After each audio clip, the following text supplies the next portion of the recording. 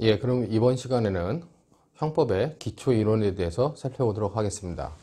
우리가 일반적으로 형법이라 함은 범죄를 법률 요건으로 하고 형벌과 보완 처분을 법적 효과로 하는 법규범의 총체다. 이렇게 해서 교과서에 설명되어 있습니다.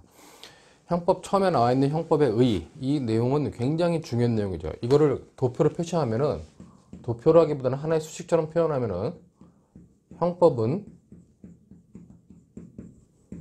범죄 플러스 형벌 보완 처분이다, 이렇게 얘기할 수 있습니다. 이걸 멋있게 쓸 때 형법은 범죄를 법률 요건으로 하고 형벌과 보완 처분을 법적 효과로 하는 법규범의 총체다, 이렇게 설명을 하는 것이죠. 즉 범죄라고 하는 것, 이것이 법률 요건이 되고 형벌과 보완 처분이 법적 효과라고 얘기를 하는 것입니다. 자, 그러나 여러분들이 머릿속에 책을 외우지 않는 이상은 그냥 머릿속에 남아 있어야 되는 모습은 형법은 범죄 플러스 형벌 보완 처분이다, 이것만 남아 있으면 돼요. 단지 자꾸 익숙해지다 보면은 이 범죄라는 것이 법률 요건이고 형벌과 보완 처분이 법적 효과다 하는 부분들은 나중에 자연스럽게 익숙하게 됩니다. 자, 이렇게 형법은 범죄를 법률 요건으로 한다. 여기서 법률이라 붙어 있지만 실제로 여러분들이 법률을 잘 모른다 할지라도 그냥 어떤 요건이 있으면 어떤 효과가 발생한다. 즉 사회에서 어떤 요건들이 갖춰지면은 그 요건에 맞춰 가지고 어떤 효과들이 발생을 합니다. 앞에 법률, 법적을 빼면은 그냥 일반 상식적으로 어떤 요건들을 갖추면은 그 요건에 따라 가지고 어떤 효과들이 부여된다, 이렇게 생각하면 되는데, 형법은 그 요건을 법에다 규정해 놓은 거죠. 즉 범죄는 무엇이다 이렇게 해놓고 그런 범죄라고 하는 요건들이 갖춰지면은 우리가 법적 효과로서 형벌 또는 보완 처분을 부과하겠다, 이렇게 규정해 놓은 법이 우리가 형법이라고 할 수 있는 겁니다. 자, 우리가 형법 그러면 마치 형벌만 있는 것처럼 생각할 수 있는데, 우리 형법에는 반드시 두 가지 요소가 반드시 있죠. 즉 범죄와 형벌 두 가지 요소가 있습니다. 이거는 대륙법계라든가 영미법계에서 이걸 형법이라 쓰든 아니면 범죄법이라 쓰든 상관없이, 명칭에 상관없이 반드시 들어가 있는 거는 범죄와 형벌, 이 두 가지가 반드시 들어가 있다, 이렇게 여러분들이 생각하시면 될 것 같습니다. 그렇기 때문에 다시 한번 말하면 형법은 멋있게 얘기할 때 범죄를 법률 요건으로 하고 형벌과 보완 처분을 법적 효과로 하는 법규범의 총체다, 이렇게 교과서에 설명되어 있고 여러분들이 그렇게 이해하면 됩니다. 그러나 그것이 어렵다면 단순히 형법이 무엇입니까? 하고 물어봤을 때 여러분들은 그냥 형법은 범죄 플러스 형벌, 보완 처분입니다, 이렇게만 알고 있어도 여러분들의 지식으로서 충분히 습득된 것이라 판단이 될 수 있습니다.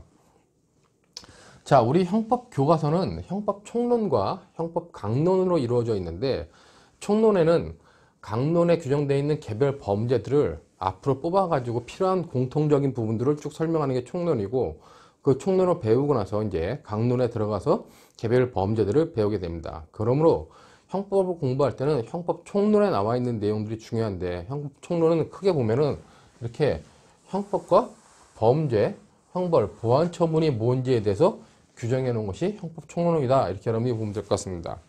즉 일반적으로 형법에 대해서는 한 15%의 정도의 양을 부여하고 있고 범죄에 대해서는 80%의 양을 부여하고 있습니다. 그 다음에 나머지 5%는 형벌과 보완 처분에 관련된 내용들을 부여하고 있으면서 형법 총론은 크게 이렇게 세 가지 파트로 규정되어 있다, 그렇게 여러분들이 먼저 생각을 하면 되고, 우리가 형법 총론에 나와 있는 모든 내용들은 다 머릿속에 들어와 있어야 됩니다.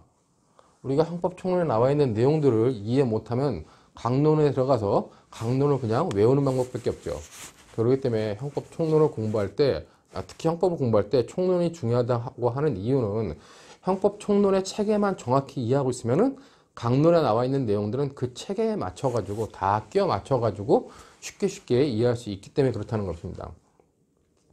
좀 전에 봤듯이 형법 총론은 형법과 관련된 기본 이론 15%, 범죄론에 관련된 거 80%, 그 다음에 형벌과 보완 처분에 관련된 거 한 5% 이렇게 규정되어 있습니다. 자, 형법은 2레벨 지금. 형법은 범죄 플러스 형벌 보완 처분이라고 하는 이 가장 높은 레벨에서 밑에 레벨별로 내려가는 겁니다. 그러면 형법에서 말하는 기초이론이 무엇이고, 범죄가 무엇이고, 형벌이 무엇이고, 보완 처분이 무엇이고, 또 그 각각의 개별 구성 요건들, 구성 요건이라는 구성 요소들이 무엇인지를 공부해 가면은 형법을 전반적으로 바라볼 수 있는 시각이 생긴다. 이렇게 여러분들이 생각하시면 될 것 같습니다.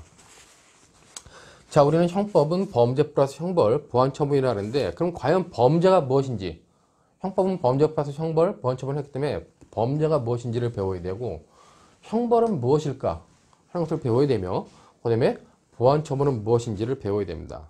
근데 범죄로는 형법에 있어서 핵심이기 때문에 거의 80%의 이항을 차지하고 있기 때문에 굉장히 어렵고 복잡합니다. 그렇기 때문에 먼저 쉬운 것부터 보면은, 먼저 이번 시간에는 형벌과 보완 처분이 무엇인지, 우리가 형벌과 보완 처분을 이 범죄에 대한 법적 효과라고 하는데, 법적 효과로서 형벌과 보완 처분이 무엇인지에 대해서 개념적으로 우리가 좀 알아봐야 될 것 같습니다.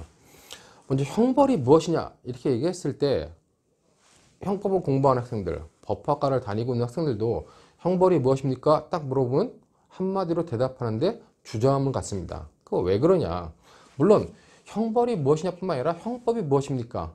범죄가 무엇입니까? 물어봤을 때 한마디로 대답하는 것을 주저하는 학생들이 있는데, 그 학생들의 특징은 뭐냐? 제대로 이해를 하지를 못했다는 것입니다. 자, 모든 학문 분야의 내용들은 자기가 스스로 이해를 했다면은 자기 것으로 체화된 것이기 때문에 자기가 한마디로 설명할 수 있는 것이죠. 그런 점을 봤을 때 우리가 형벌이라고 해서 한마디로 쉽게 말하면 고통이다. 형벌은 고통이다. 이렇게 여러분들이 생각할 수 있습니다. 자, 무슨 고통이냐? 범죄를 저지른 범죄자들에 대해서 고통을 주는 겁니다. 누가 주느냐? 국가가 주는 거죠. 이 고통을 주는 주체는 누구냐? 이 고통을 주는 주체는 국가가 고통을 주는 것이고, 고통을 받는 객체는 누구냐? 바로 범죄자들이다. 그렇게 국가가 이 사회에 대해서 범죄를 저지른 범죄자들한테 주는 고통, 이걸 우리가 한마디로 형벌이라 얘기할 수 있고, 형벌을 다시 바꿔서 한마디로 얘기한다면 국가가 주는 고통이다. 이렇게 얘기할 수 있다는 것입니다. 자, 그럼 우리 형법상에는 9가지의 형벌이 규정되어 있습니다. 즉 사형, 그다음에 징역, 금고, 자격 상실, 자격 정지, 벌금, 과료, 구류, 몰수, 이러한 형벌들이 규정되어 있는데, 그런 형벌들이 9가지 형벌들이 규정되어 있지만 형벌들을 크게 4가지 정도로 우리가 분류해 가지고 살펴볼 수가 있겠죠. 즉 고통을 다시 나누는 겁니다. 국가가 주는 고통을 어떻게 나누느냐? 고통을 나눠 가지고 고통 중에는 생명을 뺏는 생명형이라는 게 있죠. 즉 국가는 범죄자의 생명을 뺏는 고통을 주는 겁니다. 그걸 우리가 생명형이라고 그러고, 생명형에 해당하는 대표적인 것이 우리가 사형이라는 것들을 들 수가 있겠습니다. 자, 두 번째 고통은 그 사람이 자유롭게 움직일 수 있는 자유를 뺏는 고통을 줍니다. 그걸 우리가 자유형이라고 얘기를 합니다. 그렇기 때문에 움직일 수 있는 자유, 자유롭게 다닐 수 있는 자유, 이런 것들을 뺏는다. 국가가 뺏어가지고 어디다 가두느냐? 바로 꼭 국가의 구금시설에 가둬버리는 거죠. 그런 고통을 주는 게 자유형이다. 우리 형법상으로는 징역형, 그 다음에 금고형, 뭐 이런 것들이 있습니다. 그 다음에 구류 같은 것들도 있죠. 자, 다음으로 우리가 또 하나 있는 것은 명예형이 있습니다. 명예형은, 자, 국가가 어떤 한 사람의 명예를 뺏어가는 겁니다. 대표적으로 자격 상실, 자격 정지, 이런 것들이 있죠. 그리고 마지막으로 이제 우리가 재산형이라 가지고 재산을 뺏는 고통을 주는 형벌, 즉 벌금, 과료, 몰수, 이런 것들을 우리가 고통을 재산형이라고 얘기하는 겁니다. 그렇기 때문에 국가가 범죄를 저지른 국민이라기보다는 범죄를 저지른 범죄자한테 어떤 고통을 부여하는데, 그 고통을 우리가 포괄해서 형벌이라고 한다. 근데 형벌을 나눌 때는 이렇게 그 고통의 종류에 따라 생명을 뺏는 고통, 자유를 뺏는 고통, 그다음에 명예를 뺏는 고통, 그다음에 재산을 뺏는 고통으로 나눠가지고 생명형, 자유형, 명예형, 재산형이라 한다. 그다음에 이제 대표적으로 우리 형법상에 생명형으로 있는 것은 사형, 그다음에 자유형 제도로 있는 건 징역, 금고, 구류. 뭐 징역과 금고는 정역에 복무하느냐 안 하느냐의 차이가 있고, 즉 교도소에서 노가다를 시키느냐 안 시키느냐의 차이가 있다는 것입니다. 1일 이상의 어떤 그런 형벌을 갖다가 징역, 금고라고, 30일 미만, 즉 단기간에 구금하는 걸 우리가 구류라고 하는 것입니다. 자, 명예형으로 아까 얘기했지만 자격 상실, 자격 정지가 있습니다. 그 다음에 재산형으로는 벌금형, 즉 5만 원 이상의 어떤 그 재산을 뺏어가는 거, 그걸 우리가 벌금형이라고 하고, 5만 원 미만은 과료라고 얘기를 합니다.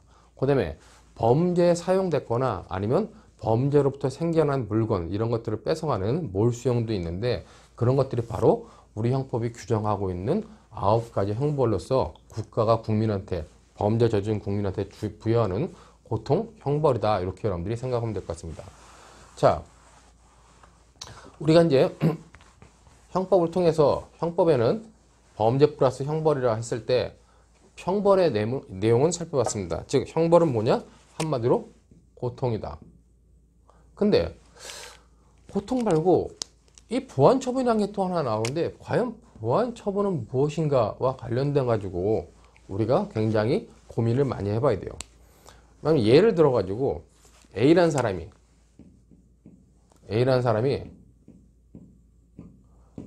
첫 번째 범죄를 했습니다. 첫 번째 범죄를 해가지고 이 범죄가 강제추행했다. 그래가지고 뭐 2년의 징역형을 살았어요. 근데 2년의 징역형을 살고 나와가지고 출소해가지고 또 있다가 두 번째 범죄를 합니다. 두 번째 범죄는 강간을 했습니다. 그러니까 이걸 갖다가 5년의 징역형을 받았어요. 자, 5년 살고 나서 또 세 번째 범죄를 했어요.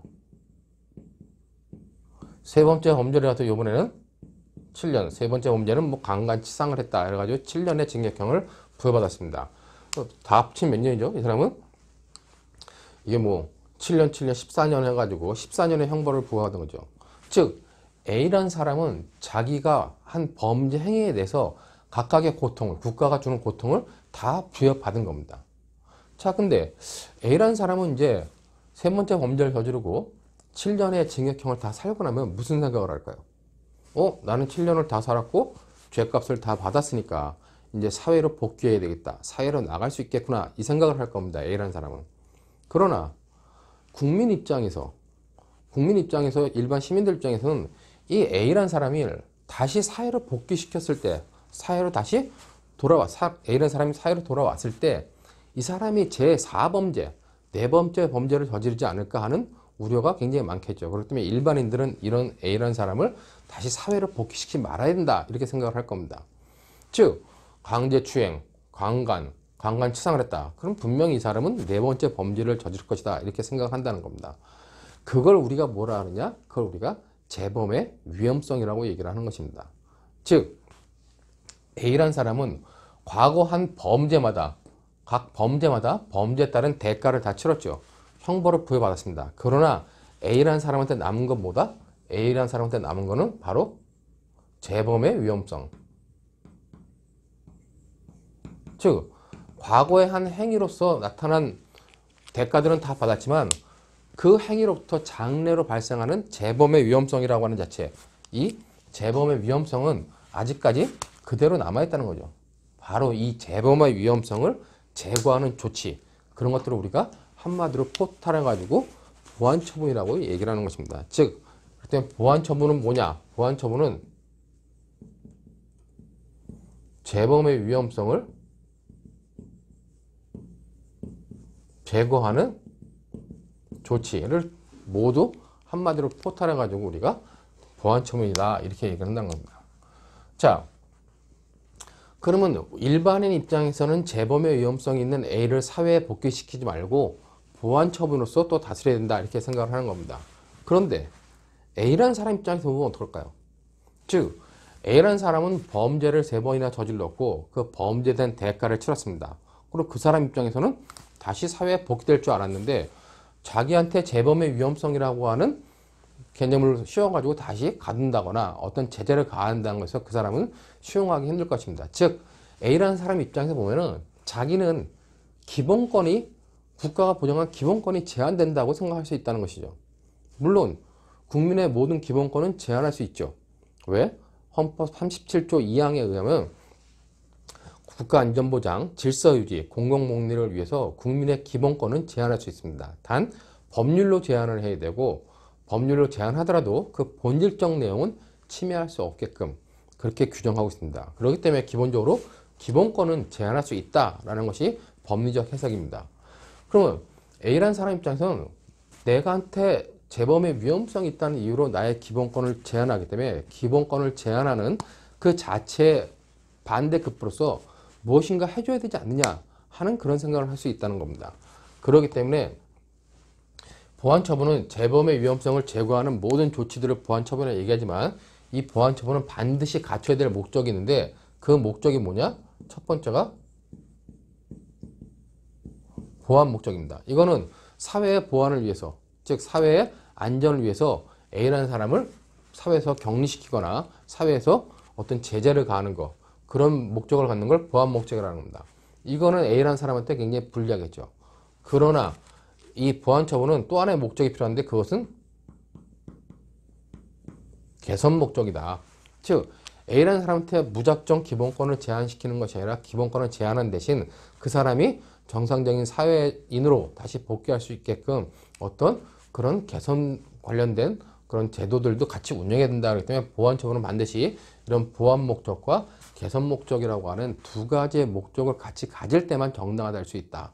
물론 이건 목적에 관련된 정당성이고 절차적 정당성은 아까 얘기했듯이 법률에 의해서 제한을 해야 되고 그 다음에 그 법률이라 한 것도 제한하더라도 본질적 모습을, 본질적인 내용들을 침해할 수 없다. 그렇게 여러분들이 생각하면 될 겁니다.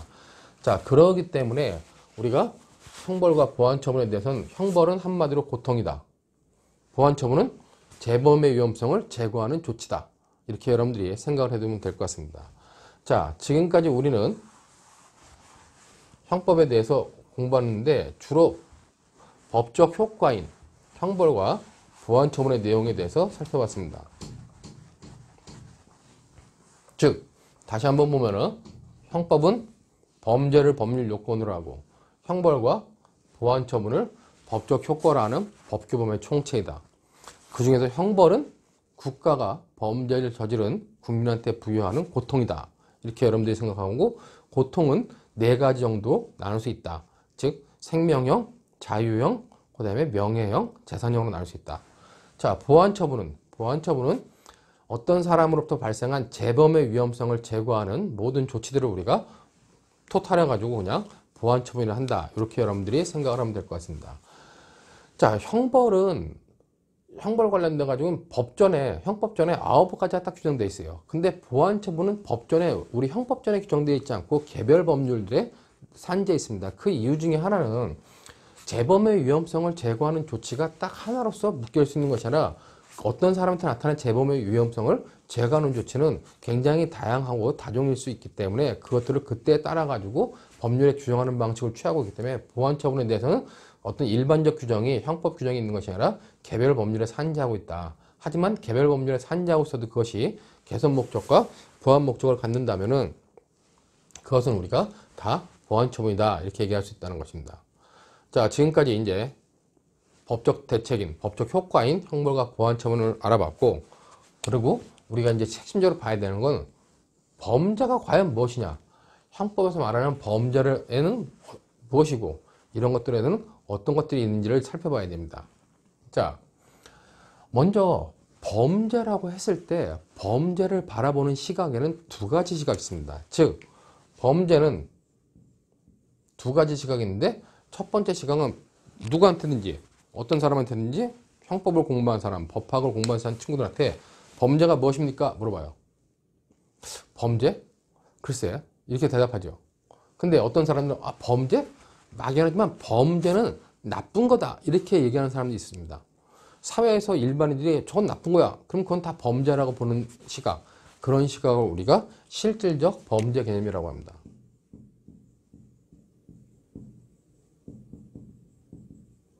자, 범죄를 바라보는 첫 번째 개념은 실질적 범죄 개념이 있죠. 즉, 실질적 범죄 개념에서는 범죄를 뭐라 하느냐? 사회적 행위다. 이렇게 얘기를 해요. 즉, 사회적 행위는 좋은 거고 반사회적 행위는 나쁜 거다 이렇게 판단하면 되겠죠. 그렇기 때문에 사람들이 사회에서 범죄가 무엇입니까? 나쁜 거, 나쁜 행위라는 건 다 범죄야 이렇게 바라보는 걸 우리가 실질적 범죄 개념이라고 합니다. 자, 이거를 교과서에는 반사회적 행위를 하지만 여러분들 머릿속에는 그냥 나쁜 행위 그렇게 생각하면 되겠죠. 자, 근데 문제가 뭐냐? 이 실질적 범죄 개념에는 약간의 문제점이 발생할 수 있습니다. 자, 여러분들 제가 묻는 말에 대답해 보세요. 사람을 죽이는 행위 나쁜 행위입니까? 좋은 행위입니까? 당연히 나쁜 행위라고 생각하겠죠. 사람을 죽이는 행위 나쁜 행위일 때 범죄라고 생각할 수 있다는 겁니다. 누구나 범죄라고 얘기를 한다는 거예요. 자, 타인의 돈을 뺏는 행위, 뭐 강제로 뺐든 몰래 뺐든 타인의 돈을 마음대로 가져오는 행위 나쁜 행위입니까? 좋은 행위입니까? 누구나 당연히 나쁜 행위라고 생각을 하겠죠. 자, 그렇기 때문에 그런 행위들도 범죄라고 판단할 수 있다는 겁니다. 자, 좀 더 나가서 그러면 남의 집이나 남의 물건에다가 불을 지르는 행위 좋은 행위일까요? 나쁜 행위일까요? 당연히 나쁜 행위라고 판단할 수 있다는 겁니다. 자, 지금까지 봤던 것들 즉 사람을 죽이는 행위나 타인으로부터 돈을 뺏는 행위나 그 다음에 불을 지르는 행위 다 일반적으로 누구나 나쁜 행위라 판단할 수 있고 그런 행위들을 범죄라고 얘기할 수 있습니다. 자, 그러나 이거 질문에는 어떻게 대답하겠습니까? 자, 동성연애 나쁜 행위일까요? 좋은 행위일까요? 자, 동성연애를 어떤 사람들은 나쁜 행위다 이렇게 생각할 수도 있고 또 어떤 사람들은 뭐 좋은 행위는 하지만 그렇다고 나쁜 행위도 아니지 않냐 생각할 수도 있고 반대로 또 동성연애도 좋은 행위야 이렇게 생각할 수도 있다는 것입니다.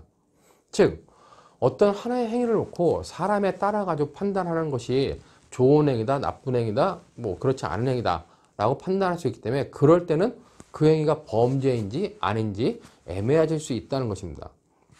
즉 실질적 범죄라고 하는 이 실질적 범죄 개념이 갖는 가장 큰 문제점은 일반인 모두 공통적으로 범죄라고 보는 것들은 문제가 없지만 경우에 따라 가지고 사람에 따라 범죄의 내용이 좌우될 수 있다라고 하는 문제점이 있죠. 그렇기 때문에 이런 실질적 범죄의 내용을 갖다가 좀 해결하고자 나온 것이 바로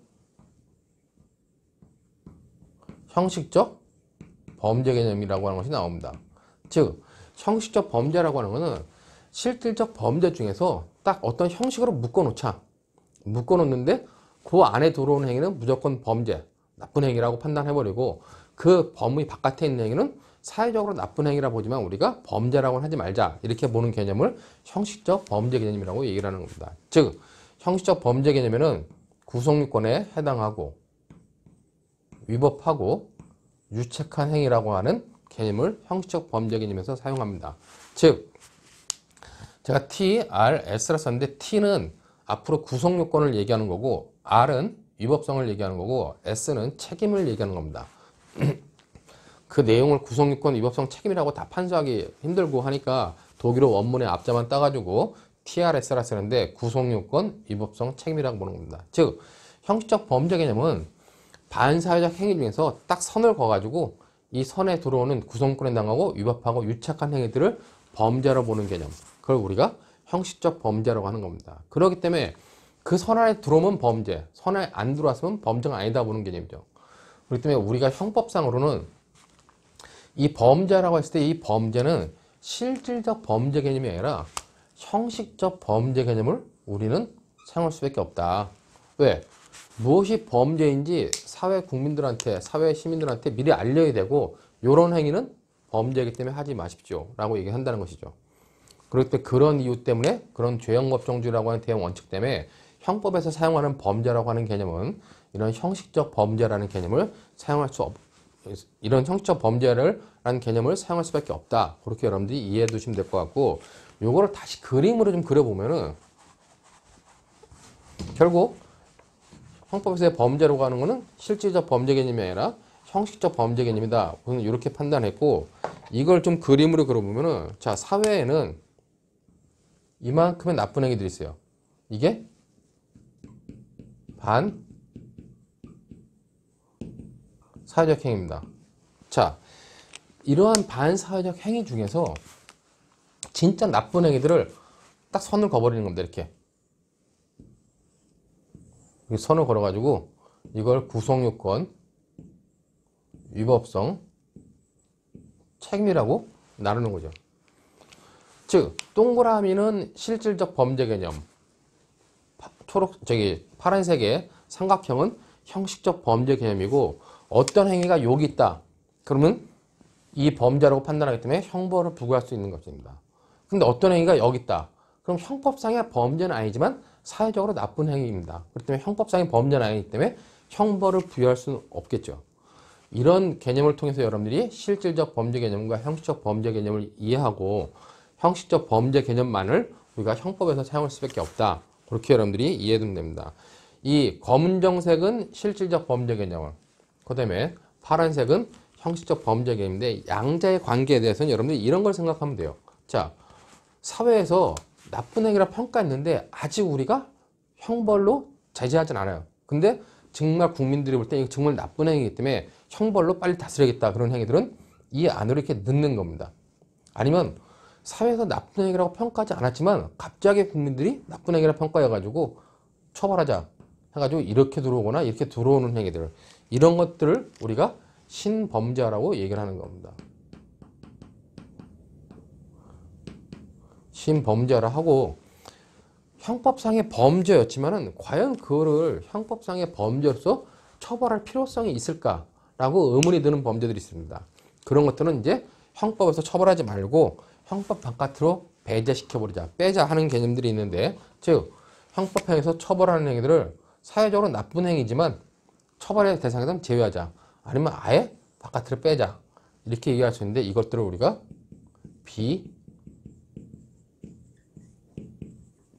비범죄화다 이렇게 얘기할 수 있다는 것입니다. 즉 형법적으로 처벌 여부를 따질 때 형법적으로 사회에서 나쁜 행위들을 형법 안으로, 이 삼각형 안으로 집어넣는 거, 그걸 신범죄화, 삼각형 안에 있었지만 처벌의 필요성이 없어가지고 바깥으로 빼는 걸 비범죄라고.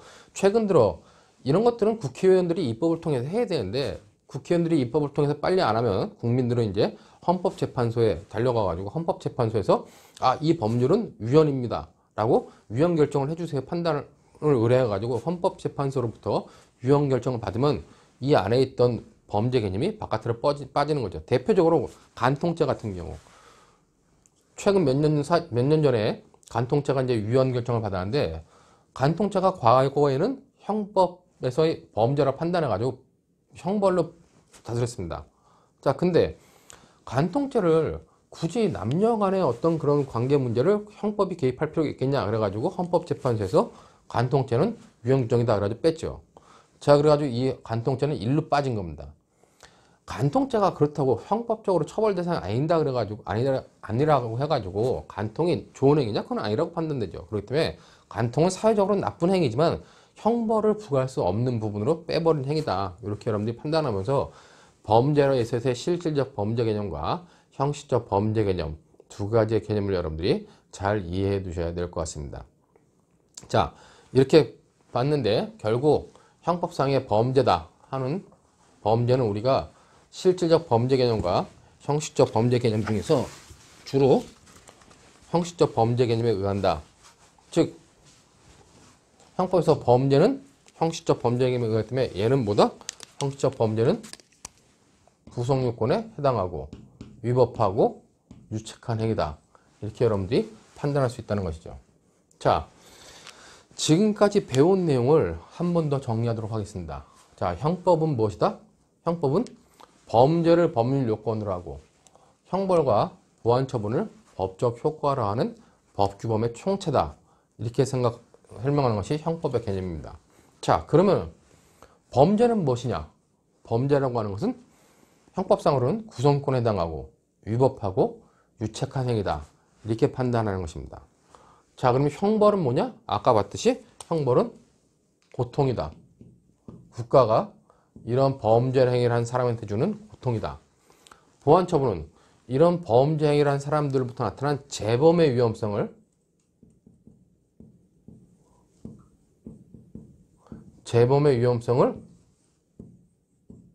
제거하는 조치, 그것들을 보완 처분이라 한다, 이렇게 여러분들이 알아두시면 될 것 같아요.